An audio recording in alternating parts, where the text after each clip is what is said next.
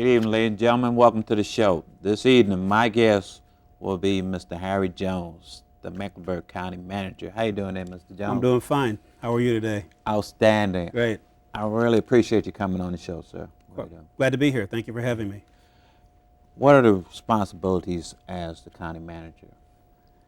Well, let me just begin by saying that I serve at the pleasure of the Board of County Commissioners, Okay. 9 members of the board. By general statute of the state of North Carolina, I basically serve as the CEO. I serve, again, at the pleasure of the board, but my responsibilities is to conduct the day-to-day affairs of the Board of Mecklenburg County, consistent with the policy that's been developed by the Board of County Commissioners. Tell the audience a little bit about yourself. Well, I'm an Army brat. Okay. I define my life as a charmed life. My father spent 30 years in the Army. Yes, sir. I was born in El Paso, Texas, at Fort Bliss. Traveled all over the country with my dad. Lived in places such as Fort Campbell, Kentucky, Fort Bragg, North Carolina. Lived in Tallahassee, where my dad was an ROCT instructor with Florida A&M, and lived in Taiwan as a kid, back when I was in second and third grade. Yes, sir. Called Southern Pines home, which is where we moved to when my dad went to Vietnam in 1965 out of Fort Bragg. Happens to be really the hometown of my mother and the hometown of my wife, but it's the place that I lived the longest, so I call that home. We moved about every 2 to 3 years, being in the military up until I was about 15 years old. I have 2 sisters. Have been married, be 40 years in May. Have 4 children, 3 girls and a boy, and 5 grandchildren, 4 granddaughters and a grandson. Is your parents still living? My mother still lives. She lives in Southern Pines. She's 84 years old. My dad has been deceased almost 29 years. Actually, be 29 years the 17th of December. As your mother sees you now, what do you think she appreciates the most? Well, my mom's very special to me, and it's always difficult for me to talk about my mom without showing some emotion. Yes, sir. I'm 62 years old myself, but I get a little mushy talking about my mom. She has been my strength. She has been the one who pushed me, not only to be respectful of others, regardless of race, creed, or color, not only to give back in the community, but she pushed me, academically. I didn't do as well as I should have, but she was always there. And Paul, there's this book that people talk about that says that everything I need to know, I learned in kindergarten. Yes, sir. That's not true in my house. Everything I needed to know, I learned before I went to kindergarten because my mother taught it to me. My mother taught me about being respectful to elders, cleaning up after myself, just the basic fundamental things of how to relate to another person. Take your hat off when you enter a house. Don't interrupt adults when they're talking. Yes, sir. The kinds of things that your mother taught you as well, and those things have stayed with me all my life. What was the biggest thing that you've learned from your father and that you still inspires you today? It was the discipline, the making sure that things are orderly.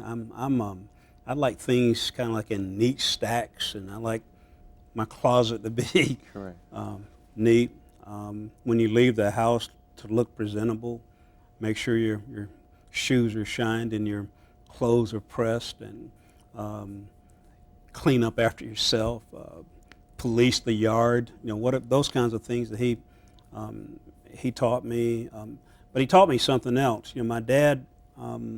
Last time my father had to discipline me, I guess I was about 12 years old, and I did not tell him the truth.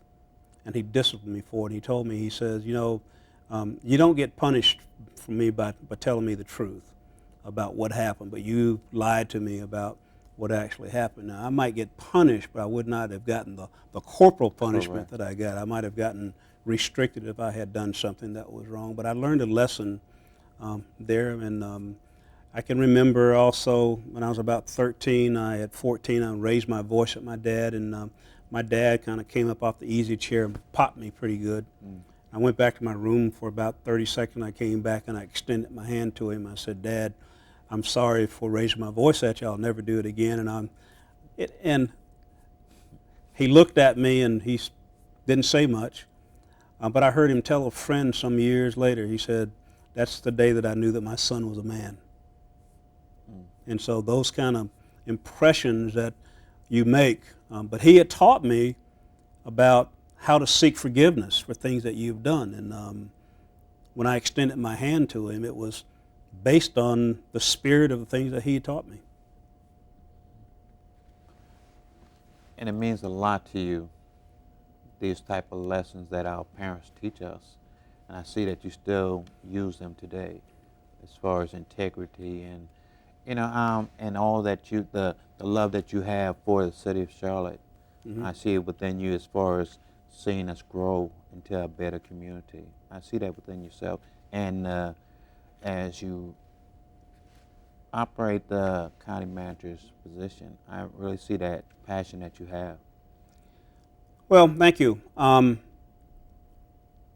could have, I think, been retired had I stayed with Procter & Gamble. My first job out of college, when I finished the University of North Carolina at Chapel Hill in 1972, was I worked for Procter & Gamble. And I was on a management track, and I believe had I stayed with them, I would have been a very wealthy man today, just based on the profit sharing that they have with their stock. But I knew that that wasn't my calling. What led me to public service was the things that I did as a kid in high school.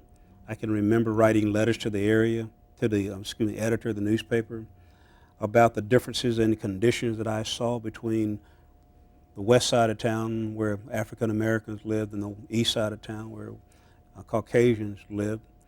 When I saw right away that needed to be mowed, I would write letters, or I would attend city council meetings or town council meetings and speak out. And I began to see how the city manager responded to those things. And I would go by and talk to the city manager about what he did. Not at that time knowing that's really what I wanted to do. Mm-hmm. But later, as I went on to school, I started thinking more and more about, hey, this might be something where you can really make and have an impact on people's lives. And that's how I actually decided to get into public service. It's a way to make a difference. Hugh McCall, a man that I admire immensely, I once heard him say that if you're going to live someplace, then you ought to attempt to make it the best someplace to live. And so in my own way, I'm trying to make this the best someplace to live by working with the various people that I have to work with to make this community better. Okay, the issue of the budget cuts. I know we have a lot, you deal with a lot of that. Do you see any budget cuts within next year? Well, it's difficult to say.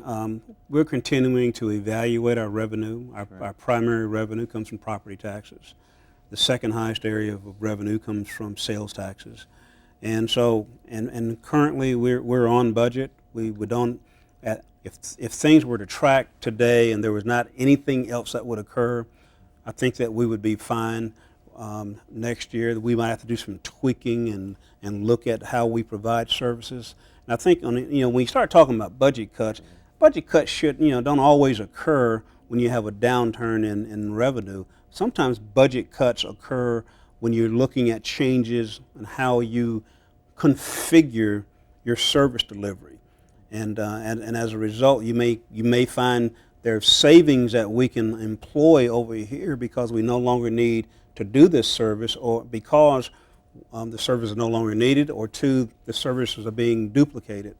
But the budget cuts that we recently had really had to do more with significant revenue decline, primarily in the area of sales tax revenue. We had to respond to that because we have high debt based on what we're doing for schools and courthouses and jails and parks and that type of thing. I do have a concern for next year, and that is the super committee that had been put together by the Congress, President of the United States, failed to reach an agreement around cuts and revenue increases and reductions. And as a result of that, we're trying to keep our eye on what's going on at the federal level to make a determination what, if any, impact their failure to adopt some of the strategies that have been put forth will have on state budgets, which in effect could have an impact on local budgets, especially county budgets, that have to carry out so much of the, or so many of the services that are required by states. Okay, why do people want to protect their territory when it comes to budget cuts? That's very simple. I mean, people are very protective of the programs. They believe in the programs and the services that they provide. Governor Martin is another dear friend of mine, and he has this saying that when you get into the budget situation, that many people have an old saying, you see that man behind that tree, go tax him, but don't tax me. What they're saying in that regard is everything else can be cut, but I want to protect those things that are important to me. And the reality is, Paul, the very clear reality is that we cannot continue to be all things to all people, and we cannot continue to provide services in a way that we have been providing services. We're going to have to be very creative. We're going to be very thoughtful. We're going to have to be very deliberate in how we think about our service delivery for the future. As an example, where you might go to a library in the future might be very different than you going to a 10,000 square foot facility. It might be smaller cafe type to take a greater advantage of the technology that people are using today, as opposed to it being a book, a paper paged book, and more of electronic media driven. And so that's just one example. We in our own organization, I have to, one part of the leadership skill that I have to have is getting people to believe that there's a better way to build a mousetrap, so to speak. And we've been doing a lot of that in Mecklenburg County in terms of how we organize ourselves for services and change the way we deliver services. Why do you feel that you've been so successful in getting budgets approved? Well, you've been very observant. We have been sir. very successful in getting our budgets approved with very little change by the elected officials. And I think it has to do with two things. One is how we present to the board up to the development of the board. We go to them in January and February. We start meetings every month providing them information on trends that we see on revenue, trends that we see in services, what I see on the horizon as potential issues, things that need to be a top priority. For example, this past year said, managing our debt should be a top priority. And when I roll those budgets out, the board has presented a budget that has very few surprises, if any surprises, in them. And so they, will tinker with the budget, but it's small tinkering. You got a $1.3 billion budget, and they make adjustments of $8 to $10 million or less. That's kind of minor tinkering with the budget. So it's a matter of how you, one, prepare them. I think secondly is how you prepare the community. I spend a great deal of time from February through June out in the community talking to citizen groups, engaging citizens around critical issues in the community, hear from them what they think is important. As an example, this past year, citizen says,